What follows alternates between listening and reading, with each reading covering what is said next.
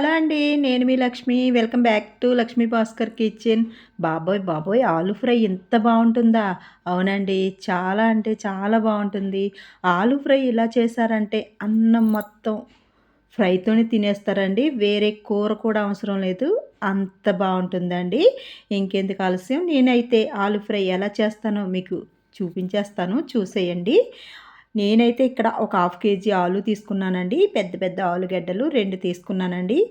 వీటిని చక్కగా పొట్టంతా పిలప్ చేసి చిన్ని చిన్ని ముక్కలుగా కట్ చేసేసి నీట్‌గా వాష్ చేసి పక్కన పెట్టేసానండి.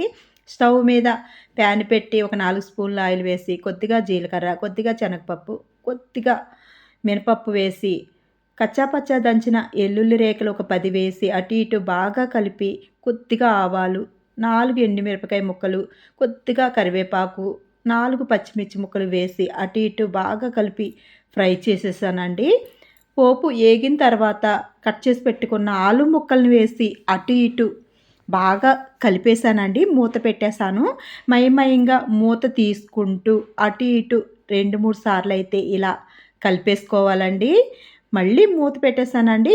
ఇప్పుడు ఆలు ముక్కలు కలర్ వచ్చేసాయండి. అంటే మగ్గిపోయాయి. చూడండి గోల్డెన్ బ్రౌన్ కలర్ అయితే వచ్చేసాయండి. ఇప్పుడు ఒక స్పూన్ అల్లం వెల్లుల్లి పేస్టు, కొద్దిగా పసుపు వేసి అల్లం వెల్లుల్లి పేస్టు, పసుపు పచ్చివాసన పోయేంత వరకు ఫ్రై చేసుకోవాలి. ఒక్క ఉల్లిపాయి సన్నగా కట్ చేసి ఉల్లి ముక్కలైతే చల్లేసి రుచికి సరిపడగా సాల్ట్ వేసి అటు ఇటు బాగా కలిపి మూత పెట్టేశానండి. ఒక 5 నిమిషాల తర్వాత మూత తీసి ఒక స్పూన్ కారం, ఒక చిన్న స్పూన్ గరం మసాలా వేసి అటు ఇటు బాగా కలిపి చివరగా సన్నగా తరిగిన కొత్తిమీర చల్లి స్టవ్ ఆఫ్ చేసుకోవడమేనండి. వేడి వేడి ఆలు ఫ్రై అయితే రెడీ అయిపోతుంది.